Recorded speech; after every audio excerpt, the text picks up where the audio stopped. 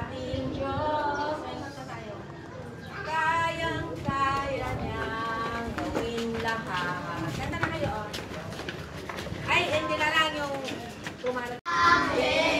Grabe! Grabe na ang buhay ko!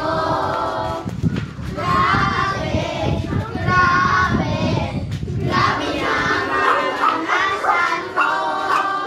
Pag-isip ka lang sa umaga hanggang sa magpapahinga.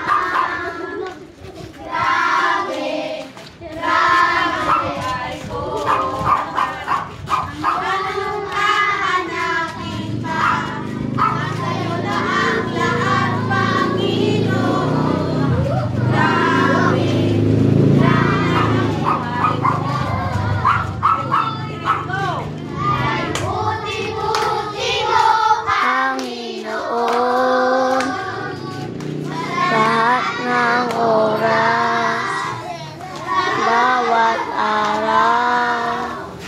Kay laging tapat kung magmahal. Hanggang turi, sinasamba kita. Dakilang Diyos at Panginoon.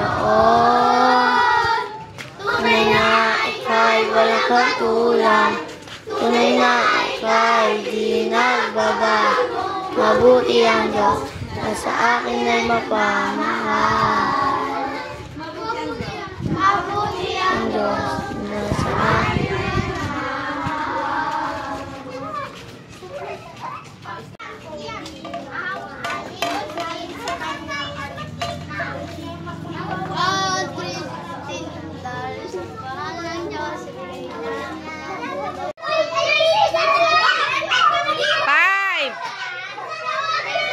Ilang kayo? 5. Put yourself into 7.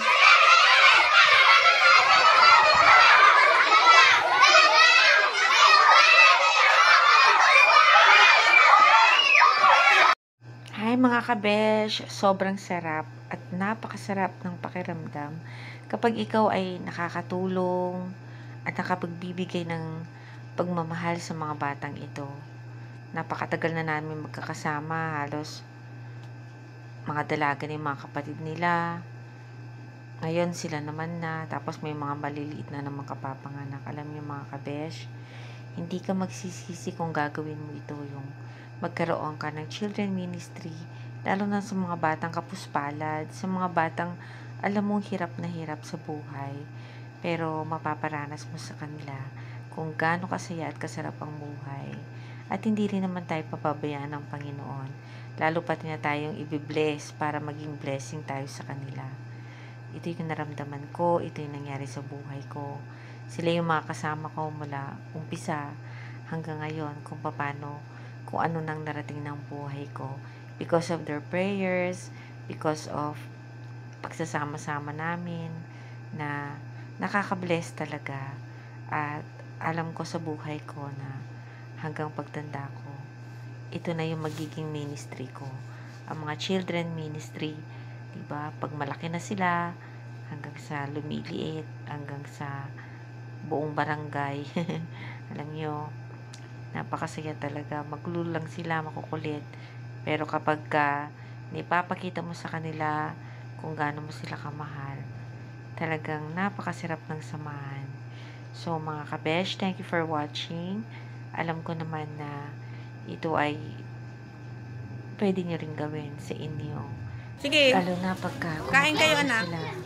Ang sarap-sarap ng pakiramdam. Alam mo, i-share mo yung blessing.